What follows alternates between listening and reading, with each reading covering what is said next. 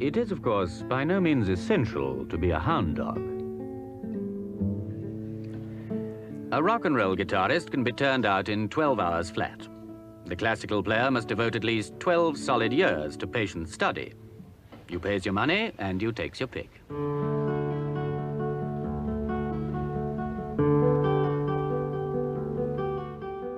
In 1959, John Williams was one of the finest young players of a classical guitar, riding the crest of a wave of interest in the instrument. The classical guitar is a wonder. Of course, you don't have anything like the number of notes or the means to play them that you have on the harpsichord or the piano. You don't have the sustain of stringed instruments with the bow. But the uniqueness of the guitar is that it combines little elements of all that. It is a fantastic instrument. Today, after a lifetime playing, he's more ready than ever to look back to the instrument's humble beginnings.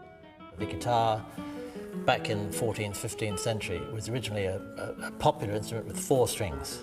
It was used for strumming and accompanying dances, popular dances, country dances, and songs. It didn't have what we call the polyphonic technique of playing with the fingers like this, where you could play, Bach fugues.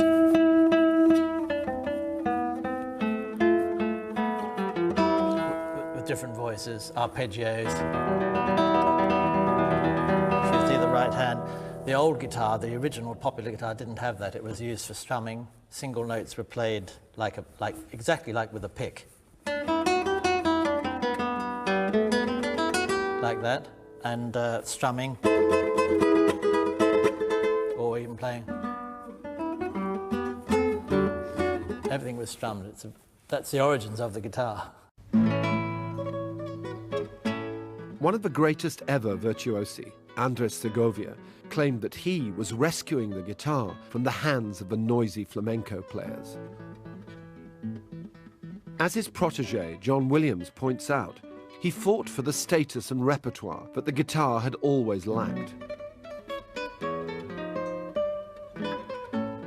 Segovia created the sort of 20th century being of the guitar as a concert instrument. His technique, he played with the nails.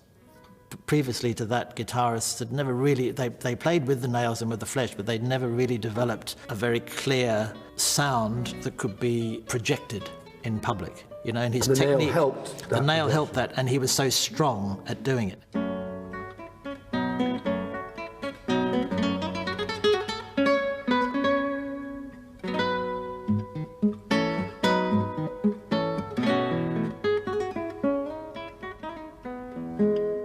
You've got quite a small hand, haven't you? I think it's the stretch is quite good. It's quite flexible, but it's not big. I mean, what do you need to be what physical attributes do you need? The most important thing for classical players, which can be quite a problem, is the nails of the right hand, because we actually play with the nails. And it's the angle of the nail and the position on the string that gives the different colour. Even without changing the position on the string, I can make either a sound like this, and if I turn the angle round so I'm more flat onto the string, and I just turn it round a little bit, and you find that, what becomes very instinctive after a while is that while you're playing, unconsciously, depending on how you're feeling, you're changing those positions all the time.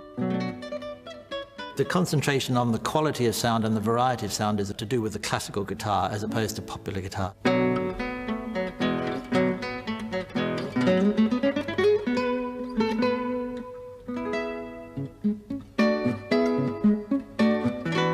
His personality was magnificent.